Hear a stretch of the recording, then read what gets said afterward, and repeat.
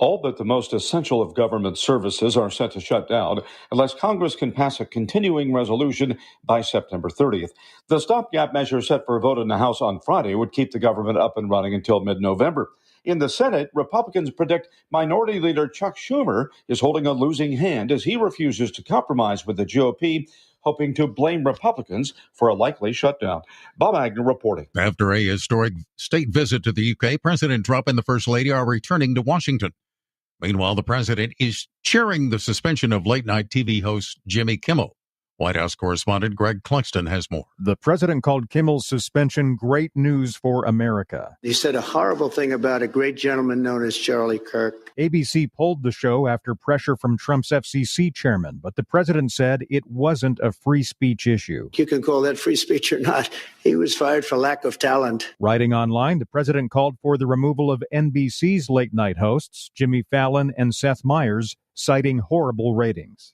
Greg Clugston, Washington. The president expected to attend Kirk's funeral in Arizona this weekend. Former U.S. Attorney Andrew C. McCarthy says the alleged shooter of Charlie Kirk would likely fail if he tried to use the insanity defense. The evidence powerfully shows a lot of planning, thoughtful motive. To prosecute a case like this successfully, you have to prove beyond a reasonable doubt that this was intentional murder. And there are exacerbating factors here that go to his motive. McCarthy was interviewed by the Salem Radio Network. More on these stories at townhall.com. Hey, it's Mike Gallagher, host of The Mike Gallagher Show. I don't mess around when it comes to saving you money. Right now, rates have dropped to the lowest level in over a year and a half. That means if you bought your home or refinanced in the last 3 years, you could be saving hundreds of dollars every month. Lower your rate, lower your monthly payment, even kick that pesky PMI to the curb. And get this, you can skip 2 full months of mortgage payments. But that's not all. Fellowship Home Loans just rolled out something incredible. Their very own HELOC and lines of credit. Approval in just 5 minutes. Money in your account in as little as 4 days. It's the easiest system you've ever used. You can do it yourself online. Whether you want to pay off bills, tackle a home project, cover education, or even a wedding, Fellowship Home Loans makes it simple to leverage the money that's already sitting in your house. Just go to fellowshiphomeloans.com/Mike G, fellowshiphomeloans.com/Mike G, or call 800-510-MIKE, 800-510-MIKE, 800-510-6453. Fellowship Home Loans, mortgage lending guided by the book. Nationwide Mortgage Bankers, DBA Fellowship Home Loans, Equal Housing Lender, NMLS number 819382. The House of Representatives has voted along bipartisan lines to table a resolution to censure Minnesota Democrat Representative Ilhan Omar over comments about Charlie Kirk. Reporter Bernie Bennett with the update on this story. 4 House Republicans voted with Democrats to table the legislation, effectively blocking it from receiving its own House-wide vote. The measure was blocked in a narrow 214 to 213 vote. The 4 Republicans are Representatives Mike Flood of Nebraska, Tom McClintock of California, Jeff Hurd of Colorado, and Corey Mills of Florida. McClintock told reporters that while he condemned Omar's response to Kirk's death, he voted against moving forward with the censure based on First Amendment grounds. Bernie Bennett, Washington. The Atlantic Ocean claiming another house beach on the fragile Outer Banks. The home that collapsed Tuesday afternoon in Buxton, North Carolina, is the 12th to succumb to the surf. The house was unoccupied. Breaking news at townhall.com.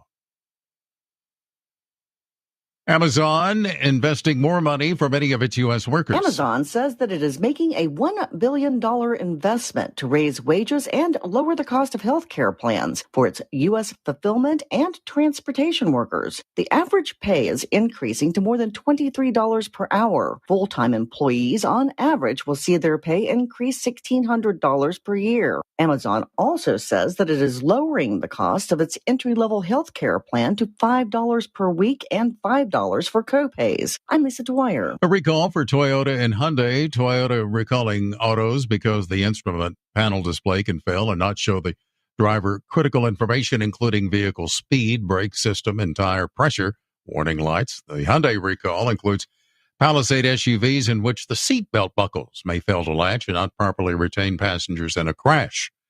More on these stories at townhall.com. I'm John Scott. The following is an America Matters Media production. The views expressed do not necessarily represent those of the station or its advertisers, although we think they should. But that's the opinion of America Matters Media.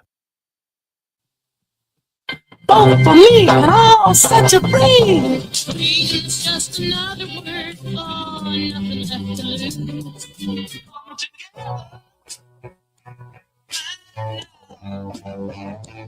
Over me. All right, folks, you certainly know what that theme song means by now. That's right. It's time for another episode of America Matters. I'm your host, Leo Zacky, and joining me today is Jessamyn Dodd. She's an amazing journalist in the Imperial Valley in California, and we're going to talk to her. But before we jump into anything, real quick, I want to give a big shout out, hello, welcome, and thank you to everybody out there listening on 93.7 KPGF as well as AM 1060, and all the folks out there listening on AUN Television, the Kevin Jackson Network, Radio for America, the Salem Network, and of course the Answer Network. Thank you so much for tuning in, and a big thank you to all the folks at those networks that help get this broadcast out there to all of you, so you can actually get some really great information, things that the mainstream doesn't talk about. And also, if you guys want to watch this or share this, make sure you follow Zacky Radio on Instagram, and also go to the Zacky Radio Rumble or YouTube channel. You can also go to America Matters Media's Facebook page and LinkedIn channel. We got so much there, so many ways to share. So without further ado, Jessamyn, welcome to America Matters. Thank you, Leo. Thank you for having me. My pleasure. It's a privilege to have you here. You are a real journalist who has no shame in getting out there and finding out the real information. You get the nitty gritty, the down and dirty. You get into the thick of it because you're someone who pursues the truth. And with all the lies out there and all the craziness in this world, you make yourself very available, and you are someone who I know from firsthand experience doesn't take, what they tell us for an answer. You do your own independent research, and it shows in your work. So I want to commend you for all the hard work that you do for bringing the truth to light. I appreciate it, Leo, and we are up against a lot of misinformation in the mainstream media mostly, and we're starting to see it seep over into independent journalism as well. But it's a full-time job combating the mainstream media. Absolutely. And as I mentioned before, you're there in Imperial Valley, California, where I don't think most people know exactly where it is, but just to give everybody out there a heads up, it's the southeastern corner of California, shares the border with Mexico and Arizona, gets some nice, delicious water from the Colorado River. And believe it or not, as hot as it is out there, it's got a lot of agriculture. In fact, it's responsible for 2/3 of the country's lettuce and carrots. So next time you have that salad or you're enjoying a burger, that probably came from California, but so many things do. But recently we had a weather event. These things happen seasonally for any of those climate change, nuts out there. This is a normal weather cycle that happens. But this one just happened to be extreme. We always have those annual storms, once in 10-year storms. This was probably one of those once in every 100-year storms. So you mind telling everybody about what just happened last week? Sure, and it caught everybody by surprise, by the way. It started with a little bit of rain, and then before you know it, our emergency services alerts are going off on the phone. They're telling people, don't drive, stay home, flash flooding. Well, the rain just started coming down, and it, within an hour, just completely devastated parts of the region. I'm talking about trees knocked over onto people's houses. Several people lost their homes. Cars were wrecked. Power is still out. I just drove up here, and there are still many, many lights that are out that have not been restored yet. The IID, the Imperial Irrigation District, and the linemen are doing a great job trying to restore power to everybody, but there's still almost 100 people with no power. And what happened on the 86 was even worse, if you can believe it, Leo. I know that you've seen the pictures. I know that you have spoken about this and that you have given your thoughts and prayers to the people of Imperial County. But it's nothing like I went out and I talked to the workers, and they said it was like nothing they have seen before in their time of living here. Flash floods, like I said, within minutes, covered the top of cars. We had people climbing on the top of big rigs. The Coast Guard had to be called in to help rescue people. Over 10 people had to be rescued from the highway, including a child. So it was a really scary thing. And then, of course, the freeways were closed for at least 2 to 3 days after that because of all the mud, the sludge, towing the cars. There's a lot happening right now here. Yeah, I mean, Mother Nature just can be so sudden and so devastating when you don't have the infrastructure built out and prepared to do that. I mean, but these things happen. Imperial Valley is, it's a hot area. There's no doubt about that. It's definitely desert for sure, but there are definitely agricultural parts because of the Colorado River. There is really great farmland out there.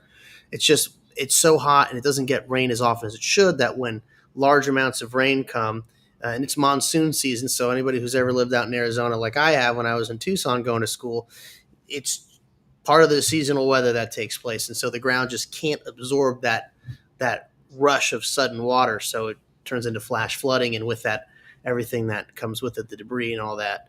But, it's crazy how it can happen. But, again, these are events that we do expect every year. It's just this happened to be one of those once in every 100 years. And good thing that the Coast Guard was able to come in and help out. That's a very big thing. I mean, they're not that far away. They're in San Diego.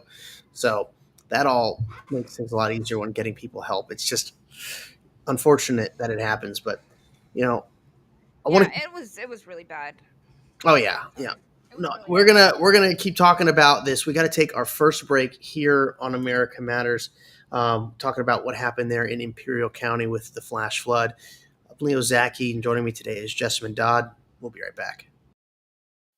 Talking to Victor from Precision Diamonds. Victor, I remember you in the old days, Park Lane Mall, a kiosk. It's a lot different now, isn't it? Man, that was a long time ago. 1988, we've been blessed that we've been guided, and finally we have bought an amazing building across the street from the convention center. We found a better way to serve you.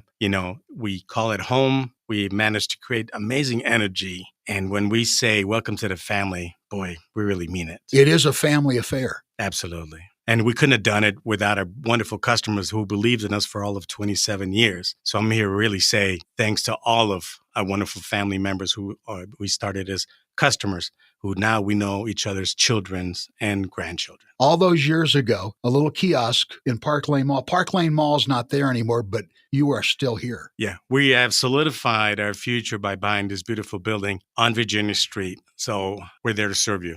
Thank you, Victor. Precision Diamonds, your local jeweler across from the convention center. The Delta and Bonanza saloons in Virginia City are simply elegant. Imagine ascending the grand staircase and being surrounded by the Victorian elegance and grandeur of the historic banquet rooms. Original crystal chandeliers, mahogany bars, and oak dance floors highlight the eloquently appointed spaces. A truly romantic and unique setting for your wedding, banquets, or holiday parties. Detailed ceremony and menu planning ensures your special event is a memorable occasion. With just one call to Jesse at 775-847-0789, all of your arrangements will be handled by their experienced staff with your every expectation in mind, including cakes, flowers, photography, videography, music, and party amenities. Complete ceremony and reception packages are available, as well as their famous themed weddings. Since 1865, the Delta and Bonanza Saloons guests have come from every state in the union. Now it's your turn. No event is too large or too small. Let the Delta and Bonanza Saloons plan your next incredible event. Call Jesse at 775-847-0789. If you're living with diabetes and using insulin, you know the pain of pricking your fingers over and over again. Ouch! Well, by wearing a small remote device called a continuous glucose monitor, or CGM, you can reduce the pain of pricking your fingers. If you administer insulin 3 or more times per day or use an insulin pump, call now and learn how a CGM can help you. Painless. No more pricking my finger. No finger pricks. Convenience. They delivered it free and they took care of all the paperwork. You can reduce pain right away. Plus, it's accurate, easy to use, and helps you spend more time in range. And if you have insurance, you can get a new CGM at little or no out-of-pocket cost. Call now and get free shipping of your new CGM. Plus, we'll bill your insurance for you. 800-432-8150. 800-432-8150. 800-432-8150. That's 800-432-8150. Are you shy and don't want to talk on the air? Text us your questions or comments to 775-237-2266. Now back to the show. All right, folks, we are back with America Matters. I'm Leo Zacky, and joining me today is Jessamyn Dodd. She's an investigative journalist. She's local out there in the Imperial Valley. And you know, Jessamyn, Why didn't anybody hear about this? I mean, this was a big deal. I mean, 4,000 households were left without electricity. I mean, there were people stranded in waist high water. A couple homes got damaged, if not totally destroyed, and crickets from the mainstream. Crickets from the mainstream media. It barely made a blip on, in Arizona television. I think covered it for a little bit because they've got some people that commute from out here. I think Palm Springs covered it because out near Joshua Tree and Coachella Valley, they got hit as well. Not as bad as we did, but they also got hit. Not a word from our governor, though. People, elderly people on CPAP machines, breathing machines, no electricity. We had Red Cross centers set up at the schools and nothing. We kept waiting. I'm still waiting for Gavin Newsom to come visit. I'm still waiting for Gavin Newsom to make a statement, for at least offer some prayers, at least offer something. The county had to declare a state of emergency, so that should tell you the level of extremity that we're dealing with out here. We got to the point where the Border Patrol, all the people who've been protesting Border Patrol, they're the ones who jumped on tractors, local farmers' tractors, and went out in the storm to help the Coast Guard rescue it. The community actually did really come together, and if it that just shows you, like, there are good people in this world. We might fight about, different topics, but when it comes to life and death and community, it's nice to see people come together like that. It's a shame it has to be in a devastating scenario like a storm like that really hurts the community. But it's okay because Gavin Newsom has nothing to say, right? He doesn't have to communicate anything about this, right? There's nothing important here. This is ag country. This is, border territory. Nobody talks about these places. It's all border and farmland. It's farmland, farmers, small businesses, and border and law enforcement. So, he's a little busy tweeting at Trump right now to, come down here and help. There are people, it's 110 degrees today. People still don't have electricity. They're having to spend the day in the school gym. And we've got backup generators in the IID. God bless them. They have been working their butts off trying to get people back together. The local leaders, our mayors, our city council members, they're all here. They're boots on the ground. They're doing the work, but there's no one's listening in Sacramento. Jeff Gonzalez, I have to say, he's our assembly member. He's a Republican. He turned the county red this year.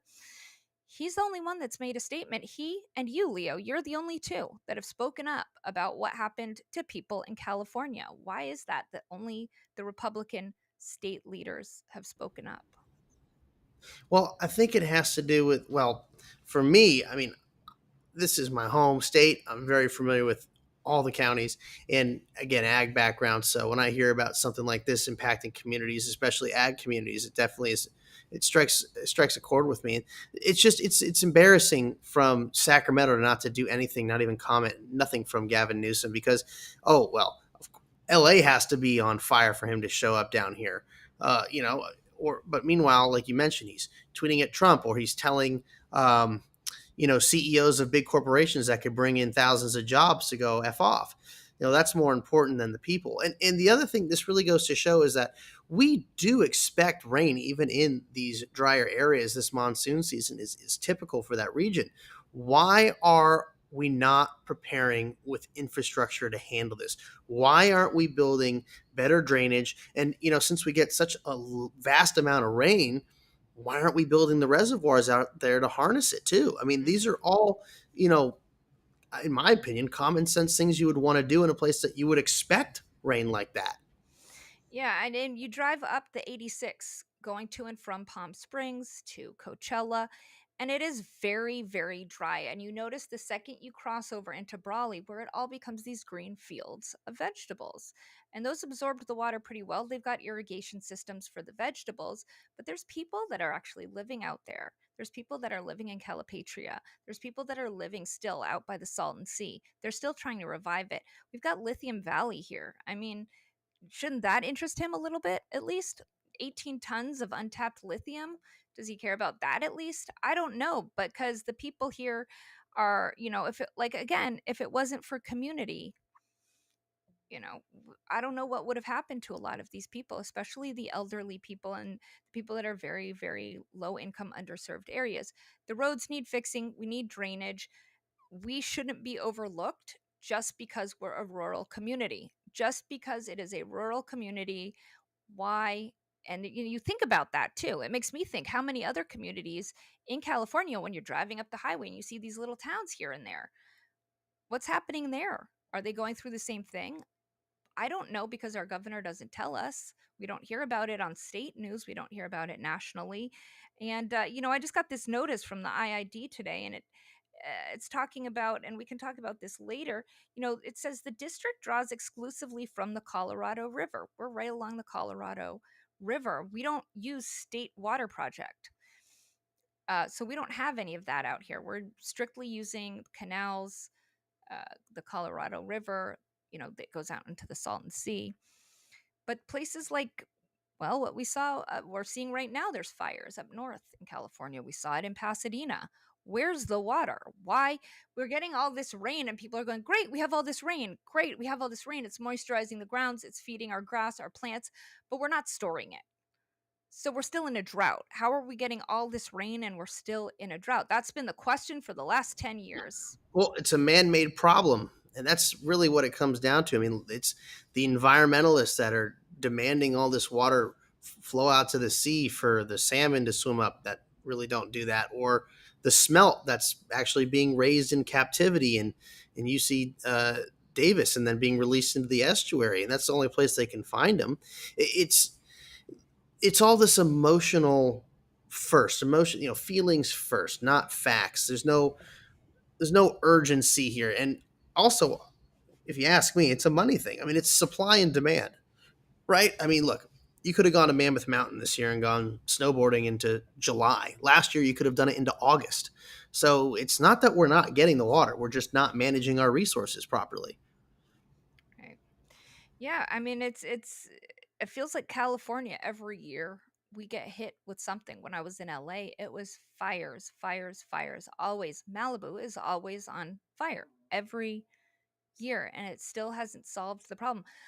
One thing that I did notice when I first started driving here into Imperial County is they have burn days. So every week they've got workers cutting down the shrubs, I saw them on the way up here today, cutting down some of the dead leaves in the trees, and then they put them in these piles, and the city has a burn day. So each county, each farm every other week has different burn days, and they take all this dead leaves and they burn them.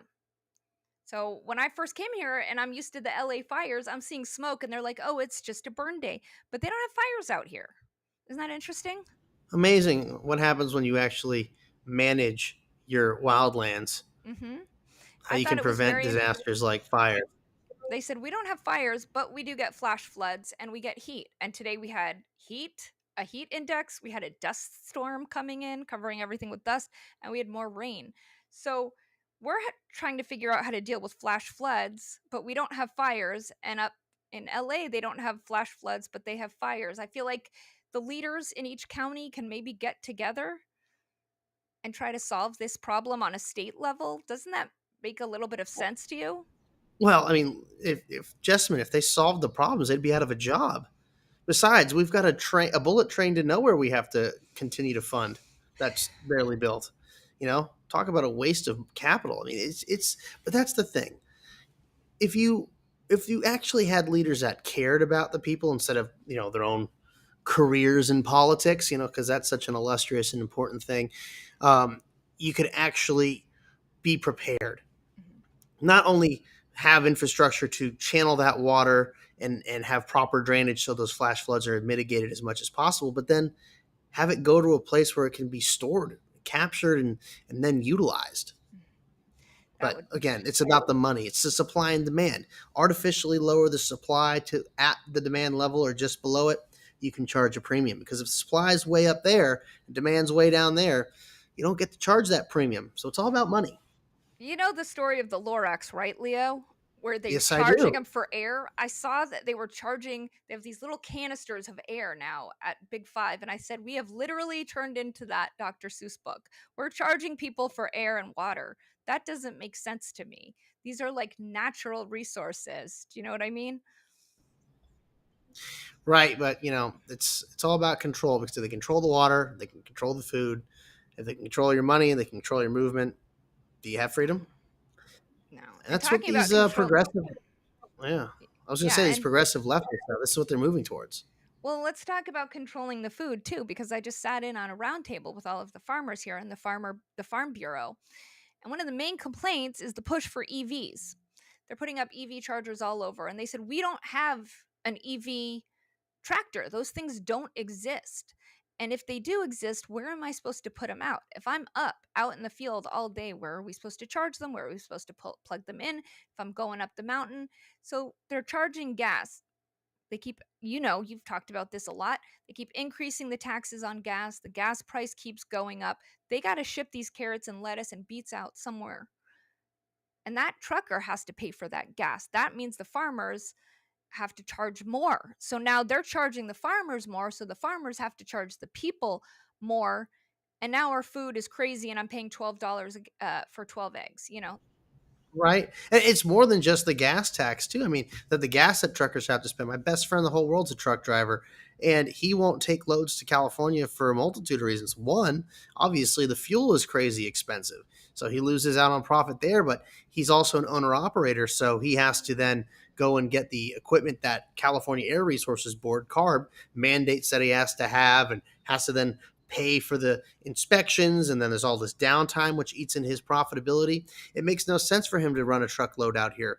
And I've talked to so many truckers here in the state, too. They're actually looking to get out of the trucking industry, or they just go out of state and do it because they don't have to deal with the nonsense. Yeah, and one of the farmers here said, it's easier for me just sometimes to let half of this crop just go bad than to drive it up to Bakersfield. And I said, that's crazy. It's easier for them to let part of their crops go bad than to spend all the money in gas and regulations to ship it to other places sometimes. And that's because of legislative decisions that have been put on the people who have no business dictating to ag and business, who have no experience in these things, that write these, again, emotion, feeling first rules that limit people's ability. And if they could actually, instead of letting those crops go to waste, imagine if we overproduced what we could do. The cost of food would come down drastically. But we'll keep talking about more what's going on in Imperial Valley after we have this break here. Adopt US Kids presents What to Expect When You're Expecting. A teenager. Learning the lingo.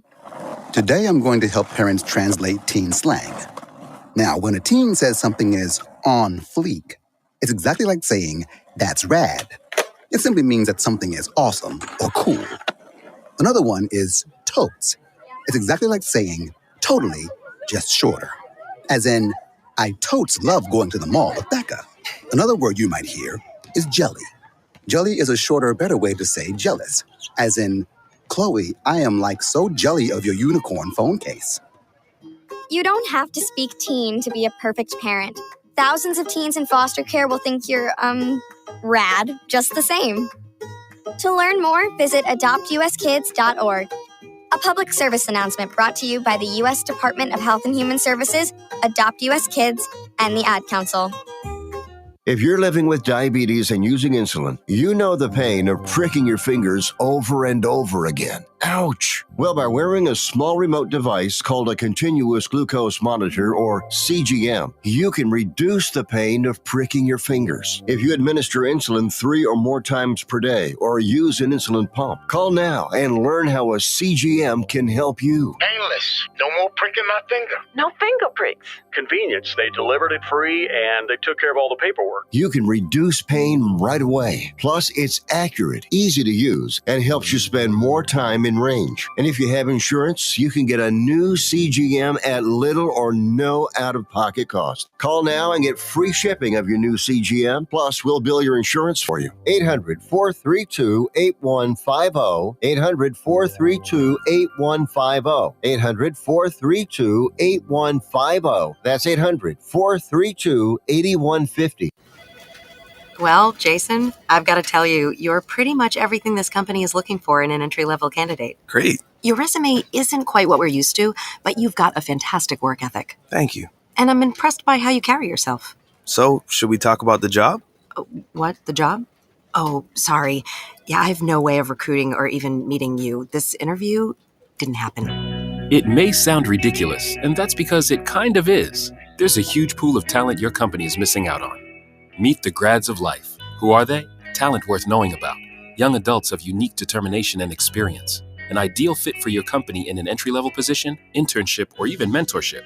They might not have every qualification you typically look for, but they're exactly who your company needs. Man, we really could have used him. Don't miss out on a resource many innovative companies have already discovered. Go to gradsoflife.org to learn how to find, cultivate, and train this great pool of untapped talent.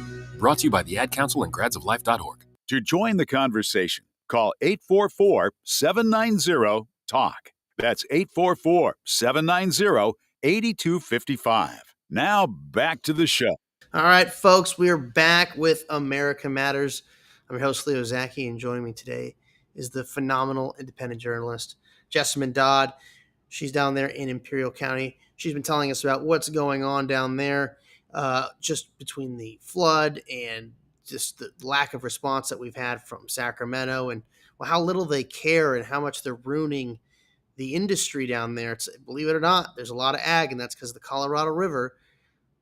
But our agriculture is being hurt all over the state, and we're seeing another prime example of exodus of production from California. We've seen so many businesses go out, and now the last sugar beet factory in the entire state happens to be down there in Brawley in Imperial County, is shutting down.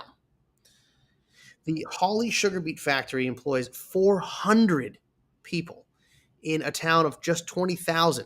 That's about 2% of the entire population. Now going to be out of work in an industry that's been there for decades. How does this really, I mean, obviously the economic impact is going to be huge, but how is this affecting people? Are they looking to move? Is there something to fill the void? What do they do? Well, when Spreckles, Spreckles, as you mentioned, is part of the Hawley Sugar Beet Factory family, they're moving out of state. A lot of it has to do with something you are very familiar with, Leo, and that is the regulations, and the cost it takes to produce all of this stuff. Listen, this is the last sugar beet factory in California. There's fields now that are going to be empty, right? That's a lot of land that we have empty. That's about 400 people out of work. Some people have chosen to, they've been given the option to move with them. I believe they're going to, Minnesota. So they've said, hey, well, I don't have a house. I'm renting. I'll go there to keep my job. And some people are just like, well, I interviewed this one guy and he said, I'll do anything. Even if they can train me, I'm willing to do whatever it is just so that I can, keep my home and my family. We're seeing these businesses leave California at such an insane rate. We've got Jeff Gonzalez, our assembly member. I think I told you about him earlier. He's been championing to try to help the people there. He and Raul Rodriguez, who's our, House, our Congress member, who is a Democrat, has also said, hey, you know what? This is crazy. They're both trying. They've extended it possibly till the end of the year, maybe into 2026. And what they did, their solution was to have a job fair at the mall for some of these folks that are going to be out of work. Some of these folks are third generation sugar beet workers. It's really sad. So yeah, we're going to have an empty factory. We're going to have empty fields, and we're going to have people without jobs. It's amazing to think that, because you guys are so close to the Arizona border and they do share that Colorado River. I mean, they could literally just cross over to the other side, to the east side of the river, and raise that sugar beet product there and have that facility there, and they wouldn't have to deal with the arbitrary rules and regulations that California forces on them. It's that's the craziest part too to me, as I think that you can literally see, like, physically with your own eyes, where the taxes are far less and the regulations are far less intrusive and the opportunities are so much greater just on the other side of this body of water, just a couple of 100 yards away. Yeah. I go to Arizona. I lived in Arizona last year. I was on the campaign trail covering the election in Arizona, and it was amazing how much I didn't spend compared to California. My gas was $2.50, $3 a gallon, and here it's like, I'm lucky if it's $4.50 or $5, and that's cheap for California. When I go up to LA to work, it's well over $5. A lot of the farmers here are saying, we're not just competing with the gas prices, we're not just competing with our taxes, our workers' wages, our overtime. We're competing with Arizona. We're competing with Nevada. We're competing with all the other places. It's hard, and we're watching it in real time. We're watching these farms and factories pack up and leave the state, and we just need new leadership here, or it's going to keep happening, and we're going to have another ghost town. Yeah, unfortunately, there are small ag towns that will unfortunately turn into ghost towns. It's a very real possibility. And when you have something like, the economic impact of the Holly / Spreckles sugar beet factory they're shutting down, you're talking about $243 million of economic activity, because it's not just that production facility and those jobs to that production facility. It's the trucking that comes involved with that. It's the fuel that comes involved in that, the equipment that needs to be maintained and supplied. It's the packaging that you have to have supplied to that. There's all these different verticals that are not factored in when people just talk about, this one facility is shutting down. Well, it's impacting a whole lot of other businesses across the board in this industry.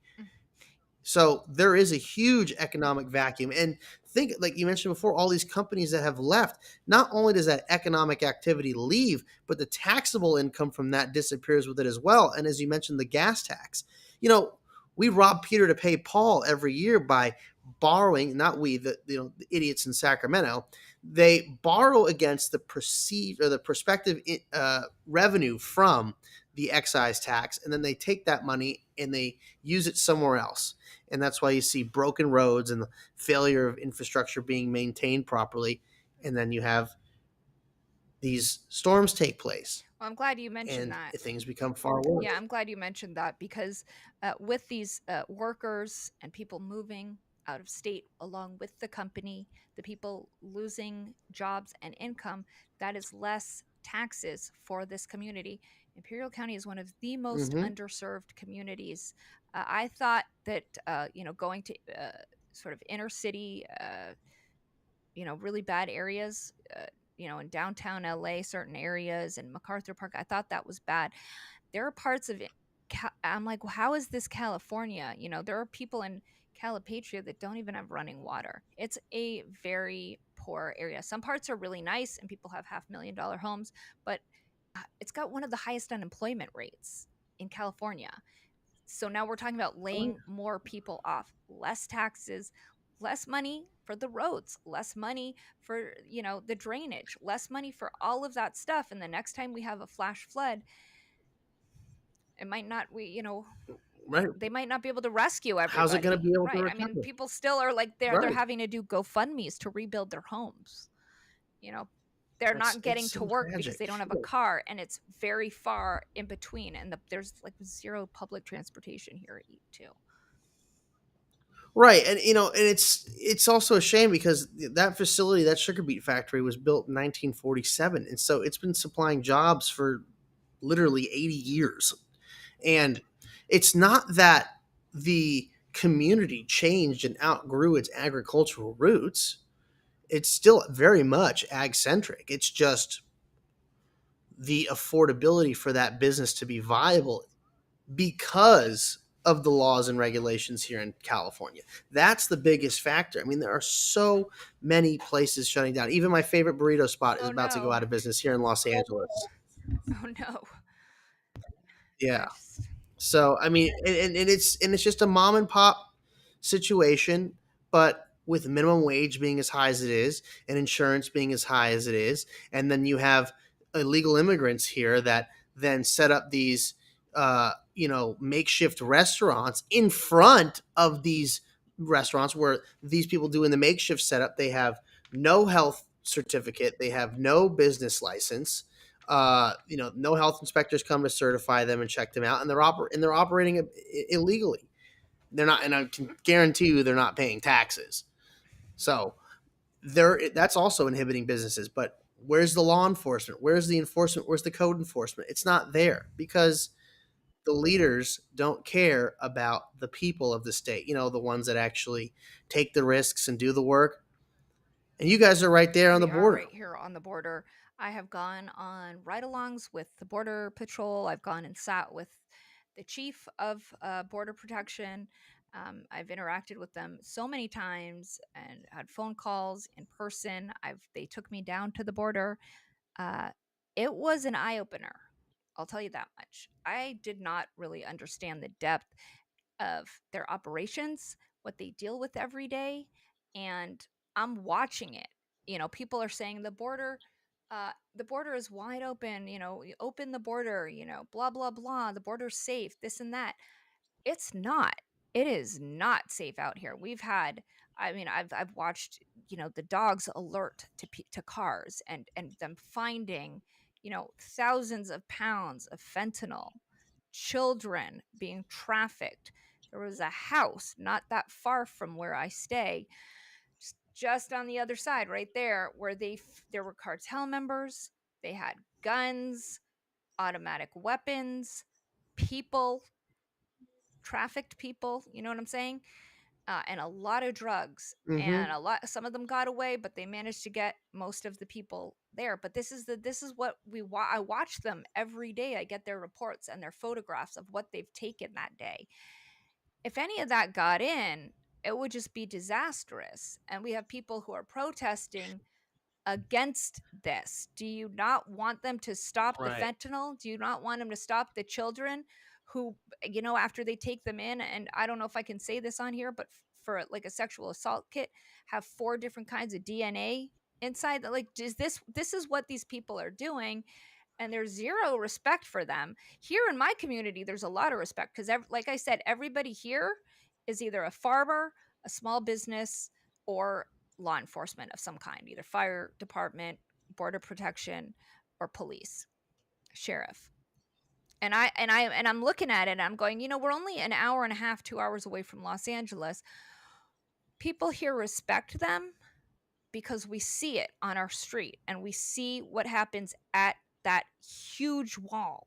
That huge wall. By the way, the PIO of the El Centro sector, Border Protection, said that since they were able to finish their part of the wall, they have gone down to, almost like 99% stopping trafficking and smuggling at the border because of that wall that people had a problem with.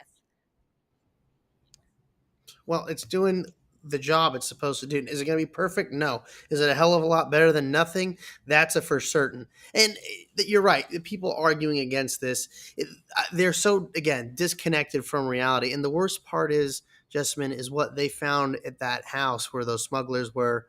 That's just one small, and I mean small, sample of what is taking place on a daily basis, not just here in California, but throughout the country at the southern border. But certainly it is far more commonplace here in California because of the unwillingness of Sacramento to work with the federal government to actually enforce the laws here in this country. And even some of those lackluster sheriffs in parts of Southern California that are unwilling to work with ICE and Border Patrol. So we'll talk more about what's going on with the border when we get back from this last break here on America Matters. I'm Leo Zacky, today joined by Jessamyn Dodd. We'll be right back. Wake up and text. Text and eat. Text and catch the bus. Text and miss your stop. Wait. Text and be late to work. Sorry, I'm late. Text and work. Text and pretend to work. Text and act surprised when someone calls you out for not working. Who, me? Text and meet up with a friend you haven't seen in forever. Hi. Oh, hey. Text and complain that they're on their phone the whole time. Text and listen to them complain that you're on your phone the whole time. Ugh. Text and whatever. But when you get behind the wheel, give your phone to a passenger. Put it in the glove box. Just don't text and drive. Visit StopTextsStopWrecks.org. A public service announcement brought to you by the National Highway Traffic Safety Administration and the Ad Council. 1 in 3 adults in America have prediabetes, but most don't know it. To let people know it can be reversed before it becomes type 2 diabetes, professional basketball player Julius Randle is doing everything in reverse. I'm only dunking with reverse windmills. I drove the whole way to practice in reverse. I don't recommend it. This move's called the reverse shuffle. I do recommend it. And it took me months to learn how to speak in reverse, like this. Years 10 almost for diabetes type 2 with living Ben has mama. In other words, my mom has been living with type 2 diabetes for almost 10 years. So together, we want to say to the 84 million Americans at risk, exercise and healthy eating can help reverse prediabetes. Start by taking a simple 1-minute risk test at doihaveprediabetes.org. Brought to you by the Ad Council and its prediabetes awareness partners.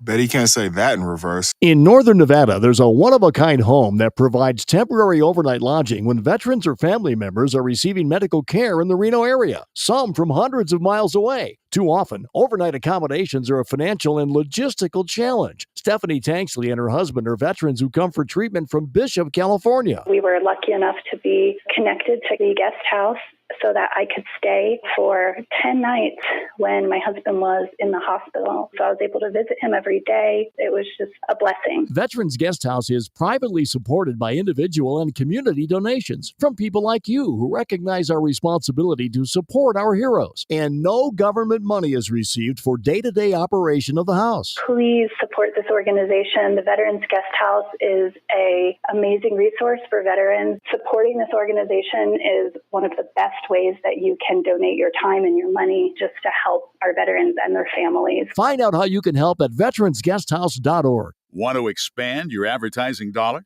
Sponsor this or any America Matters program by calling 775-827-8900, extension 2. Now back to the show. All right, folks, we're back with America Matters. I'm Leo Zacky with Jessamyn Dodd today, and we've been talking about what's going on down in Imperial County, a part of California that is very clear to see on the map, but most people don't really know about it. And it's a big ag center. It's losing its agricultural potential. It's been impacted by disaster. Nobody's talking about it. Unfortunately, it seems to be the redheaded stepchild of the state. And there are so many things that are coming out of there, like we've had the sugar beets that are now being pushed out of business, but 2/3 of this country's lettuce, 2/3 of this country's carrots. But we even have lithium there, but no love for Imperial, unfortunately. And it's also on the border of Mexico, and it sees a lot of human trafficking and drug trafficking. And the fact that people protest it, as we mentioned before we went to break, it's just crazy. But it's the human suffering and the human tragedy that our leaders in Sacramento and our weak sheriffs in Southern California are not working with ICE or the Border Patrol to make sure that this is all prevented. Thankfully, we got that part of the wall built, and we've seen the illegal drug trafficking cut down, but it's still happening. And the fact that our state is so poorly ran that that people are essentially cheating the system, and they know what they're doing when they're hiring these immigrants here that are, well, I hate to say immigrants because they're just illegal aliens. Yeah. And it does get scary out here. I recall a day where I was getting into my car and I got a phone call from Chief Bovino. You see him in LA. He's leading the operation up there. He's the chief of border protection, and he said, "Listen, we had some hikers that were just shot by the cartel." I said, "Oh my God, hold on, I'm coming." I had to come. So, when you see this in real life, because they happened to be hiking through a place where cartels were smuggling at that moment, American up citizen. in the mountains, because it goes when you American citizen and a Canadian citizen too. They were hiking, and there's a little area before you go from Imperial County into San Diego, and there's a little hiking, Jacumba, and they were hiking, and the cartel saw him, shot him, and Just took cartel off. territory, doing their elite, It is cartel and territory. they're just in our own country, cartel controlled territory Mm-hmm. inside the United States, inside California, where they're operating outside of the law, and they're killing not only American citizens, but unfortunately a Canadian citizen as well. This is a multinational incident. Why is nobody talking about it? I was the only reporter there, Leo, because nobody wanted to sit down with Chief Bovino of Border Protection. This is why I talk about you so highly, Jessamyn, because you are the one who's doing the reporting that needs to be done. This is the kind of stuff that should be on every major news outlet. A U.S. and Canadian citizen were murdered by illegal cartel members on U.S. soil. Whose country is this? Yeah, I have the pictures. I've got the pictures. I've got the video with the chief up on my, on my social media, and it's absolutely crazy because that should have been national news. And let me tell you something, Leo. If you think it's just happening in like hiking trails or like right there on the border, because I've seen them so many times with the dog. Thank God those dogs. Roof, roof, roof. Let me tell you something. Before you even get to those dogs, your car is being X-rayed. A lot of people don't know that, but there are little sensors that will show them when to bring those dogs out. And I've seen them alert, and I've seen them drag people out of cars. And it's not just at the border. These people could be your neighbors. You don't know who they're hiding. I didn't know who they were hiding down the street why would I? You see people, "Hi, how you doing?" Okay, great. You think it's just somebody's going to work, coming back. You don't know that there's people and guns and drugs hidden in those homes. That's so crazy. It could be your neighbor. It could be the person down the street. It could be the house that's always dark. You don't know, and it's all over. And by the way, Leo, let me just go ahead and say something, because I do a lot of work with anti-trafficking groups. And there's a huge thing with the protesters where they're saying they're separating the children. They're already separated before they've been brought across the border. Yeah. I was one of those people who was like, keep families together. Yes, of course. And I didn't understand it till I saw it with my own eyes. That almost, I want to say at least 7 out of 10 kids do not belong to those grown-ups that they are crossing the border with. It's human. Their parents have sold It's them. human and child sex Sold trafficking. them. It's so barbaric. And the fact that we even have to talk about the fact that it's cartel controlled territory. I mean, the fact that we can even say that it's cartel controlled territory, wouldn't that just mean, hey, cops and government, you need to go in there and kick these guys the hell out of this area? I mean, the fact that it can even be described by us is a problem. It is a huge problem. And one of the border agents told me one day, one of the guys climbed up a ladder, got through the fence, hopped out. They were chasing him. There's a elementary school down there in Calexico. He ran into the elementary school. How terrifying is that? I've seen where they've cut, and and the paint. I've mixed thoughts on the paint, because I've literally seen areas. I've got so many photographs of where they're cutting it.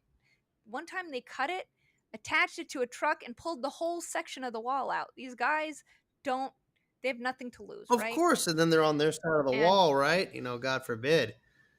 Yeah. It's just so crazy to me that we talk about how Mexico is a narco state and how the cartels control it. And we just had their elections happen where 37 candidates were assassinated for different positions throughout the country. And Trump has finally, I labeled them as terrorist organizations, which they rightfully are. I'm eager to see what happens with that. But just for some standing that people should understand that back in the early 1900s, General Patton became very, very, very famous because they went down into Mexico and they took out a Mexican gangster by the name of Pancho Villa. Why aren't we doing that today? Why are we going overseas and bombing the hell out of countries over there and funding and fighting wars that have no direct impact on our day-to-day life? But we have a literal narco terrorist state that is flooding our country with fentanyl that's killing 100,000 Americans each year. Well, it's so interesting that you said now they're a designated foreign terrorist organization. They weren't before. And I covered this ad nauseum, and the trial is going to be coming up soon. Kiki Camarena, he was a DA agent here in Imperial County in the 80s, and he was kidnapped and tortured by the cartel. And after Donald Trump designated the cartel, Kiki Camarena's family was finally able, and this is absolutely crazy, and they've got some guts on them. But after that happened, they thanked President Trump because they are now suing the Sinaloa cartel. Oh, wow. That's got to take some guts. They need to have 24-hour protection. And even then, it's not that safe. But that was only because of Donald Trump. They've never been able to get that. But even here in our own country, why are we having our own citizens not only be captured in the way that Kiki was, but even have the need to feel threatened by a narco terrorist organization from another country? That's what's mind-boggling to me, is that that's because we have allowed our police to become so neutered, and our sheriffs aren't really doing their jobs. I mean, there are definitely several sheriffs in this state that are subpar, and some of them have bigger aspirations than just being sheriff. I don't know why they should even try and put their hat into another election with the poor results that they've already got. They're not upholding the Constitution. They're not protecting their citizens. That's the scariest part. And Lee, if we can go back to trafficking, sure. I just want to point out that because this is such an ag community, that agriculture workers are the second most trafficked people after sex trafficking. After people that have been sex trafficked. Agriculture, it's sex trafficking, agriculture workers, and home servants, things like that. When I started doing some digging and investigation about this, I was shocked. Because what will happen is smugglers and coyotes will bring them over. And if they don't have the money, they'll say, you can work it off. A lot of them won't even take money. They'll say, you can work it off. And what happens is then those people are basically enslaved to those people who brought them over. And it'll front as if it's like, an employment agency for ag workers, right? And they'll say, oh yeah, we have all their papers, everything's been checked out. And the farmers don't even really know that these people have been trafficked. And then they're stuck there working. They take their, all of their documentation, birth certificates, everything like that. All the money goes to them. And you have 5 guys living in a trailer and they're not making a dime because it's all going to paying people back. And it's really scary because you go out there, and I've gone out there. I did a thing where I've gone out in the farms with the workers. It's really bad conditions. And I have to wonder how many of these guys have a home, how many of these guys are being trafficked. I know probably the ones that you see on TV saying I've been here for 10 years and I have a wife and kid and a home. Probably not those guys, but probably the newer guys.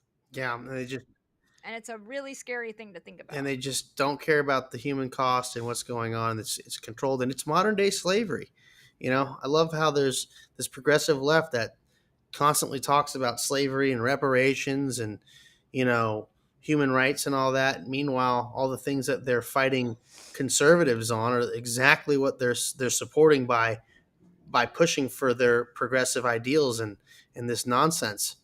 So, Jessamyn, you said you worked. It is nonsense. Why do you want people to be paid $4 an hour to work? Why are you pushing for that?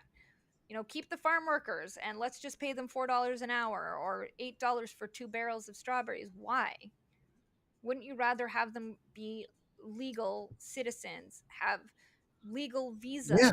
and get We a we working have we wage? have a temporary agriculture work permit here. We already have that. Well, of course, it's not being utilized properly, and people are taking advantage of the tragedy that's happening in other countries, and our own citizens just don't understand what's going on, and that's because the media is misinforming them. But thankfully, there's fantastic journalists out there like you, Jessamyn, who are really bringing this all to light. How can people learn more about you and where they can get your information directly? Sure. Well, you can read a lot of my local news out here on, sorry, I'm getting sun, on Imperial Valley Press, Ivy Press Online. I am on X, Threads, and Instagram at Jessie Dodd, and my Facebook is Jessamyn Dodd, JESSAMYNDODD, and my YouTube is Jessamyn Dodd also. Yeah, that's the mainstream media. We're up against a big battle, you and I here. That's right. Well, I want to thank you again for coming on with us on America Matters today. Thank you, everybody out there, for tuning in. This has been America Matters with Leo Zacky, and joining me was Jessamyn Dodd. Check her stuff out, and always keep learning. We'll see you next time.